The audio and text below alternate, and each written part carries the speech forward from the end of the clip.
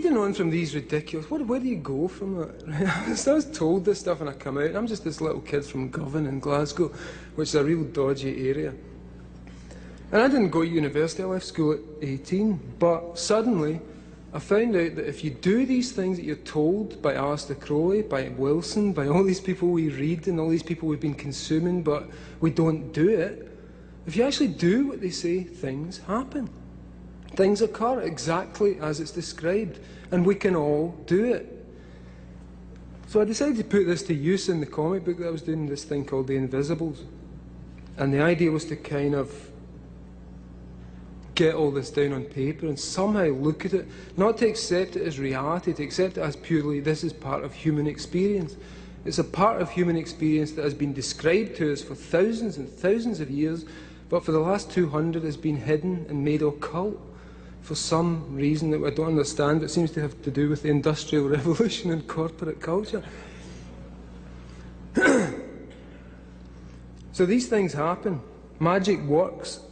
And when I started doing the comic, I found that you could actually make magic happen by writing things and changing the operating system of the universe.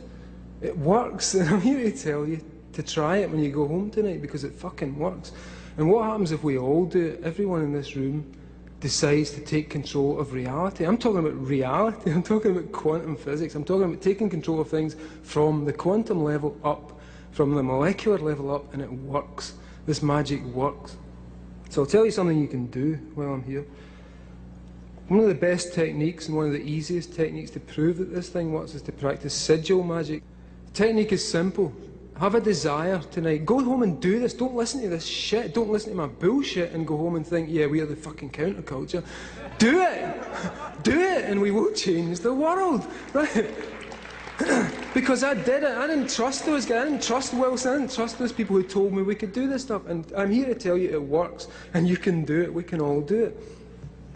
Number one, first thing you do, write down a desire. Make it something easy that is likely to happen, something possible, rather than say, you know, I'm going to be king of the moon, which you may want to be, as we all do, but it's kind of hard to be king of the moon. You're going to have to get a rocket and go up there.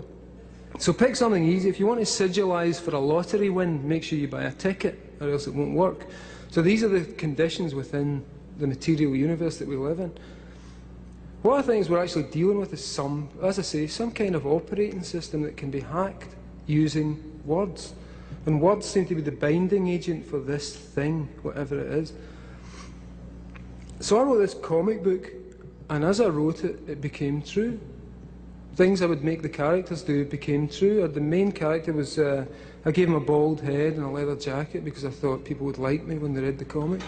And bald heads were really uncool back in 1992. And it worked. I found that if I put the character through a situation where he was being tortured, where his lungs had burst and he was being held in captivity and subjected to all these awful things, 3 months later I'm in hospital, 2 burst lungs, dying of blood poisoning and facing exactly the same shamanic trial that I put my character through. So once I figured out that, I thought, well, the best thing to do is give this guy an easy time in the future. So as a result of all this, I just split up with my girlfriend, and I said, okay, I want a new one, and I want it to look exactly like this chick in the comic, because she's cool, you know. So I did a sigil. A month later, the girl turns up. Then another one, then another one, then another one, then another one. All aspects of this character, and I realised, oh fuck, this is insane. Because it works, and I've done something ridiculous, because now I'm dealing with all these women who look like the character, but I don't get on with, or I can't talk to, or I can't deal with. And I began to realise a little bit about how this stuff works. So beyond that, I decided I won't just use it to get laid, because it seems pretty pretty low grade kind of way of dealing with magic. But man, it works, believe me. And I thought, how much could you affect reality by writing a comic that mimicked reality but pushed it in weird directions? So around about 1997, I decided I would really seriously turn the thing into a super sigil. And it was based on the idea of, if you look at cave art, the first art was done, the first writing was done basically as art. And if someone wanted to make something happen, like if you were in the if you were some like fucked up caveman in a cave somewhere moaning about your dinner, what do? You draw a bison on the wall, stick some spears in it, go out, and the bison dies filled with spears. And it's, hey man, we can make this happen. Slowly those things become letters, they become words, they become reduced to abstractions, complexes of meaning.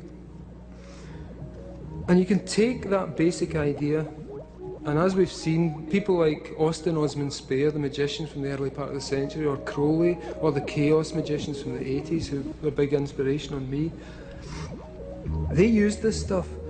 And what you can do is this, like I say, try this at home. Write down a desire. Quite simple, say, it is my desire that my cat wins the Olympics. Take out all the vowels.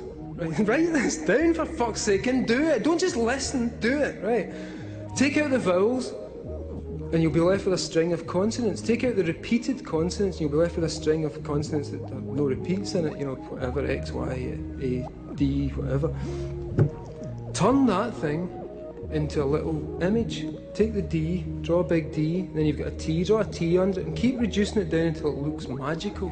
And there are no rules for this thing. Do it until it looks magical. At that point, you now have a sigil. The sigil will work. You can project desire into reality and change reality. It works.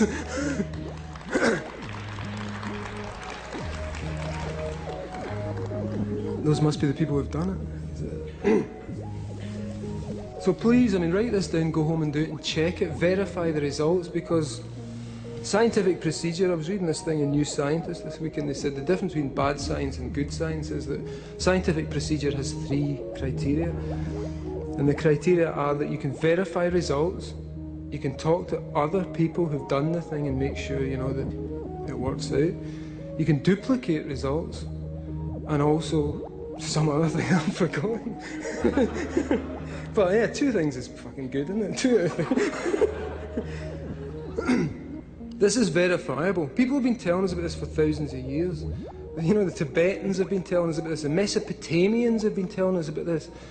And why has it been made occult? Because Coca-Cola have got the secret. These people know what we're talking about here, because what you do is you create a sigil. Coca-Cola is a sigil. The McDonald's M is a sigil. These people are basically turning the world into themselves using sigils. And if we don't reverse that process and turn the world into us using sigils, we're going to be living in fucking McDonald's.